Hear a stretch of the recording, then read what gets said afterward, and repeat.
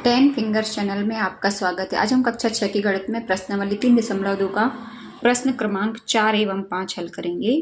प्रश्न है 20 से छोटी सभी अभाज्य और भाज्य संख्याएं अलग अलग लिखिए। तो आप लोग समझ लीजिए पहले भाज्य संख्याएं क्या कहलाती हैं।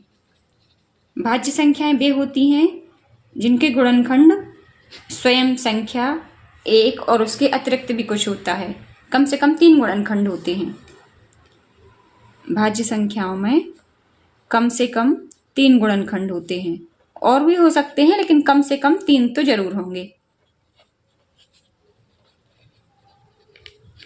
अब देखिए, जैसे हमने ले ली संख्या 22, तो 22 को हम लिख सकते हैं 1 गुणा 22, 2 गुणा 11, और हम लिख सकते हैं बस इतने ही। तो 22 के गुणनखंड हमारे क्या हो जाएंगे, 1, 2, 11 और 22, है ना। तो कम से कम 3 तो है, इससे ज्यादा भी हो सकते हैं 4। अब यदि हम ले लें 19, ये कैसी है, अभाज्य संख्या है। तो जिनके गुणनखंड स्वयं संख्या और 1 होता है, 19 को हम लिख सकते हैं केवल 19 गुणा 1, अर्थात इसके अभाज्य गुणनखंड हो जाएंगे 9 और 1। तो इसके केवल 2 ही अभाज्य गुणनखंड होते हैं। 19 को हम लिख सकते हैं 19 गुणा 1, और इसके अभाज्य गुणनखंड हो जाएंगे 19 और 1। तो इसके केवल 2 ही अभाज्य गुणनखंड होते हैं भाज्य संख्याओं के। तो अब भाज्य संख्याएं 20 से छोटी, 20 से छोटी सभी संख्याएं, इनको हम भाज्य और अभाज्य के रूप में सीधे लिखते जाएंगे।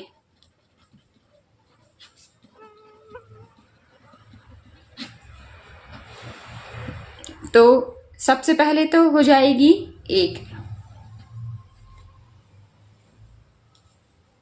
अब देखिए, 1 को कहा गया है पुस्तक में हमारी कि ये ना तो भाज्य और ना ही अभाज्य है, तो 1 को हम नहीं लेंगे।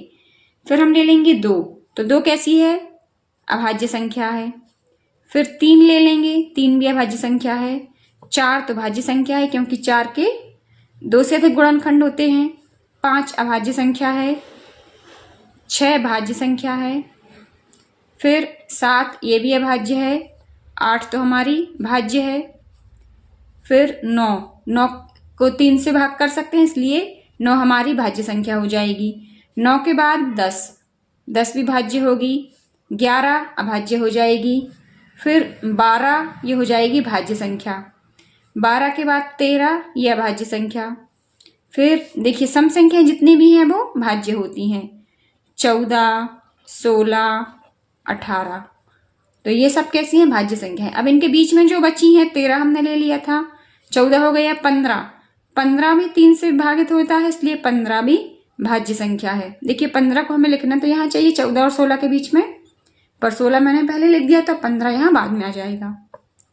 फिर 16 हो गया है, 17 भी अभाज्य संख्या है, 18 ले लिया है, 19 भी अभाज्य संख्या है। इस तरह से अभाज्य संख्याएं हो गई और ये भाज्य संख्याएं होगी। तो ये हमारा प्रश्न पूरा हुआ। थोड़ी सी प्रैक्टिस करेंगे, आप इनको समझने की कोशिश करेंगे, अच्छी तरह से बनेगा। अब इसी का हम देख लेते हैं प्रश्न क्रमांक 5। प्रश्न क्रमांक 5 में हमसे कहा गया है 1 और 10 के बीच में सबसे बड़ी अभाज्य संख्या लिखिए। तो 1 और 10 के बीच में संख्याएं कितनी होती हैं, पहले तो हम देख लेते हैं। 1 व 10 के बीच संख्याएं, तो 2, 3, 4, 5, 6, 7, 8 और 9, बस इतनी सी संख्याएं होती हैं। अब हमसे बोला गया है सबसे बड़ी अभाज्य संख्या। अभाज्य संख्या भी हमने ऊपर वाले प्रश्न में समझी है, तो ये हो जाएगी हमारी, देखिए 2 तो है अभाज्य, लेकिन ये सबसे छोटी है। सबसे बड़ी हमें कहाँ मिलेगी, यहाँ ये है 7, क्योंकि 8 और 9 दोनों ही भाज्य संख्याएं हैं। तो जो हमारा आंसर हो जाएगा वो होगा 7।